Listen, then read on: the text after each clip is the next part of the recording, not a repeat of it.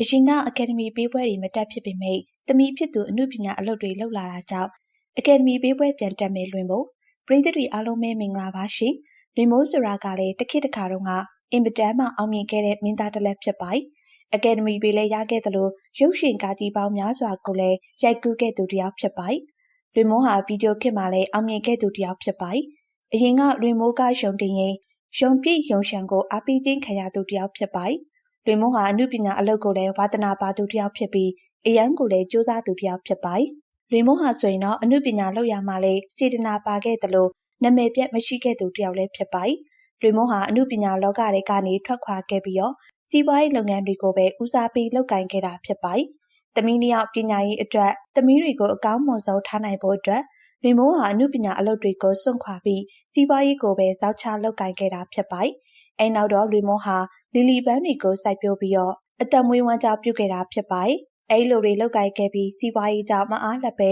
အကယ်ဒမီပေးပွဲတွေကိုလည်းမတက်ဖြစ်တာဖြစ်ပါတယ်။အကယ်ဒမီပေးပွဲတွေကိုလွင်မိုးမတက်တာဆိုရင်ဆယ်စုနှစ်များစွာကြာခဲ့ပြီပဲဖြစ်ပါတယ်။အခုနောက်ပိုင်းမှာတော့သမီးလေးကြောင့်အကယ်ဒမီပေးပွဲတွေကိုလည်းပြန်တက်မယ်ဆိုပြီးတော့ပြောလာခဲ့ပါတယ်။လွင်မိုးဟာဆိုရင်ကိုတိုင်းလည်းအမှုပညာဝါသနာပါခဲ့သလိုသမီးနဲ့မြင်းလေးတွေအမှုပညာဝါသနာပါတာကိုလည်းသူ့အနေနဲ့ပံ့ပိုးပေးခဲ့တာဖြစ်ပါတယ်။သမီးကြီးဖြစ်သူရုံးဝတီလွင်မိုးကလည်းအမှုပညာကိုဝါသနာပါသလိုမြေးဖြစ်သူလီလီယန်လေးကလည်းအဆိုပိုင်းကိုဝါသနာပါတာဖြစ်ပါတယ်။အမှုပညာဝါသနာပါတဲ့သမီးနဲ့မြေးကိုလည်းသူကိုယ်တိုင်နီးလန့်ပြပြီးတော့တင် जा ပေးတာဖြစ်ပါတယ်။အခုလည်းသမီးဖြစ်သူအမှုပညာလောကတွေကိုဝင်ရောက်လာတာကြောင့်လွင်မိုးကလည်းအမှုပညာလောကတွေကိုပြန်လည်ဝင်လာပြီးရုပ်ရှင်ကားကြီးတွေကိုပြန်လည်ရိုက်ကူးနေရဖြစ်ပါတယ်။သမီးဖြစ်သူစူးစမ်းနေတဲ့အပေါ်မှာလည်းနောက်ကနေလိုက်ပြီးတော့ခွန်အားပေးတာဖြစ်ပါတယ်။သမီးဖြစ်သူရုံးဝတီလွင်မိုးအမှုပညာလောကတွေခြေစုံပြုတ်ဝင်လာတာကြောင့်လည်းဖခင်တယောက်အနေနဲ့အကူအညီရအောင်ပြန်လည်ပြီးအမှုပညာအလုပ်တွေကိုလုပ်ကိုင်ခဲ့တာဖြစ်ပါတယ်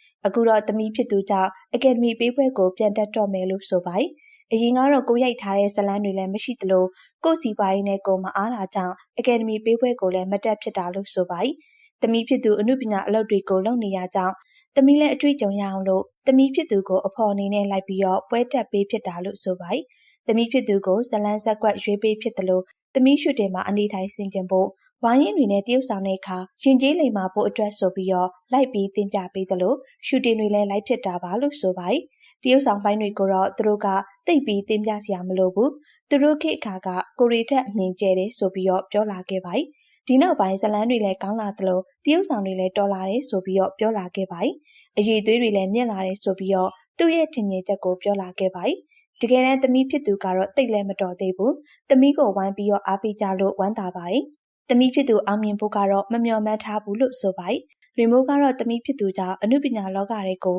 တကြော့ပြန်ပြီးတော့ဝင်ရောက်လာပြီပဲဖြစ်ပါတယ်။ပရိသတ်တွေလည်းလွင်မိုးတို့သားဖကိုအားပေးစကားလေးပြောပေးသွားခဲ့